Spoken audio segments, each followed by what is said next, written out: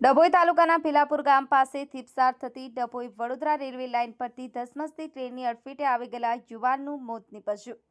બનાવની જાણ થતાં પોલીસ ઘટના સ્થળે પહોંચી યુવકના છૂટા પડેલા અવશેષોને ભેગા કરી લાશને પોસ્ટમોર્ટમ અર્થે મોકલી આપી આગળની તપાસ હાથ ધરી।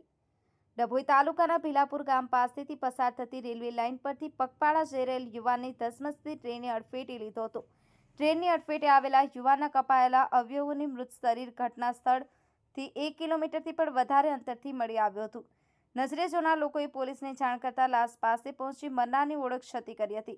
જેમ ટ્રેનની અડફેટે મૃત્યુ પામનાર યુવકનું નામ રાજુભાઈ છગનભાઈ રાઠોડિયા, ઉંમર 30, રહે પલાસવાડા, તાલુકો ડભોઈનો હોવાનું જાણવા મળ્યું હતું।